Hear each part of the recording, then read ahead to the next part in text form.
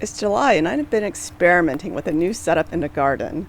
We can make it look pretty later, but this year's been all about heat, and it's set in early. We started having heat waves in March in Phoenix.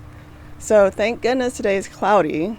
We can do a quick garden tour, feed the tilapia fish, and then head inside where I'll show you what seeds I'm starting in July.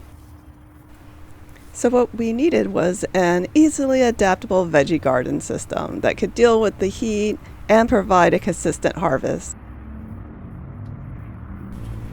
And if we haven't met before, I am Connie, and welcome to Calendula's Garden, where we share how to easily grow an abundance of accessible, nutritious food in our outdoor and indoor gardens in order to save money on groceries and support our local ecosystem.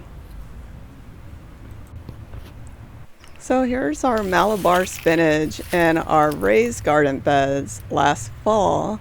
And you can see it got pretty big and made it all the way to setting berries.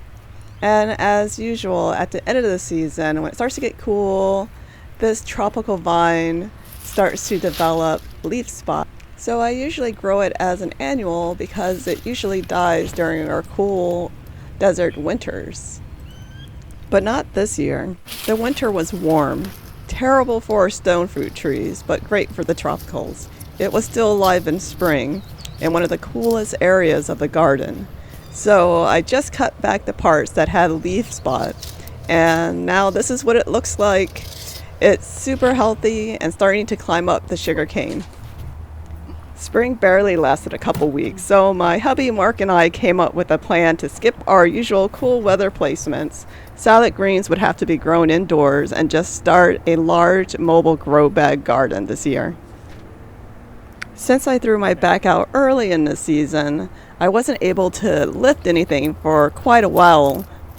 Mark was able to jump in and become an expert gardener between hikes and was indispensable in executing our plan.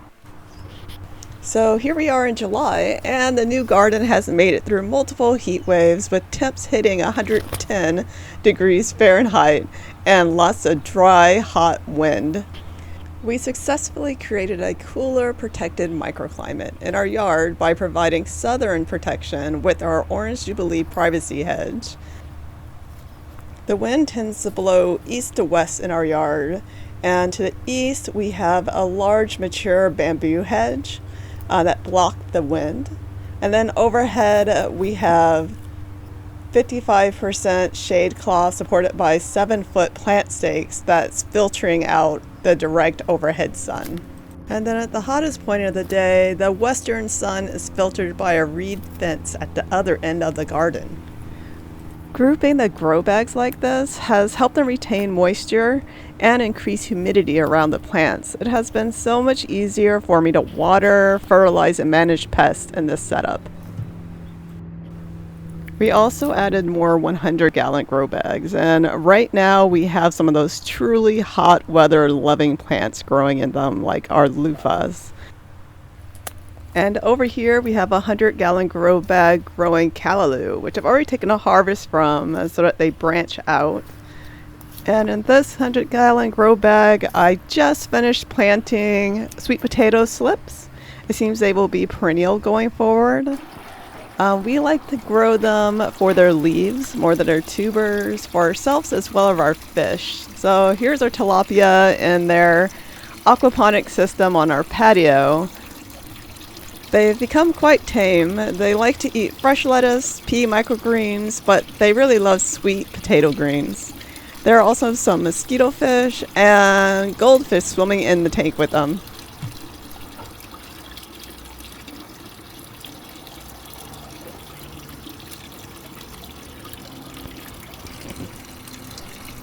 And our guava trees have been providing shade for some of our citrus that are in pots.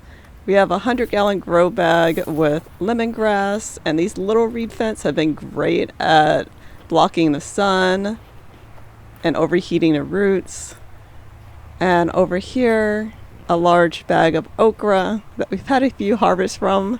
I've yet to catch them in bloom, so I've been stalking them lately. But they seem to be doing quite well together. And behind the citrus tree is our curry tree, which is absolutely loving this weather.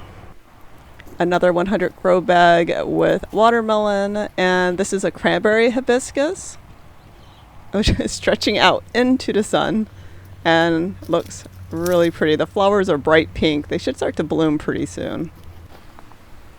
And here's our pomegranate trees. We bagged a few of the fruit. I've been trying to pull a lot of fruit off the trees to try and give them a break this year. Hey guy. And then this gazebo has been awesome.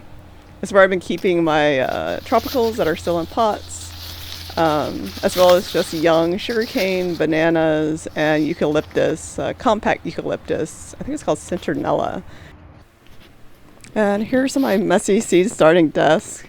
It's about that time for our late summer seed starting. So tomatoes, eggplants.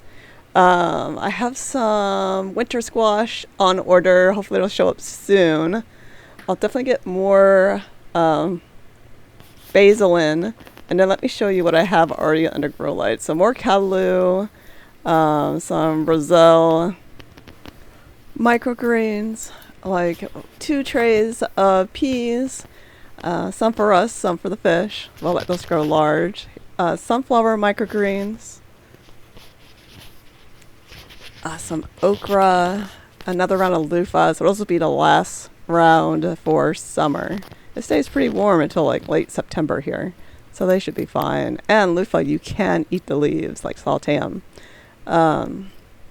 Another group of melons and Armenian cucumbers. They love the hot weather. A close-up of a roselle hibiscus and Callaloo. I just can't seem to seed a tiny bit. I thought I was doing just a tiny bit in each cell, but we'll just have Callaloo microgreens. And then this radish is rat tail, as well as Egyptian spinach. Both of these plants do very well in hot weather. And before you know it, we'll be preparing for fall, trying to recreate this lovely calendula and arugula flower garden bed.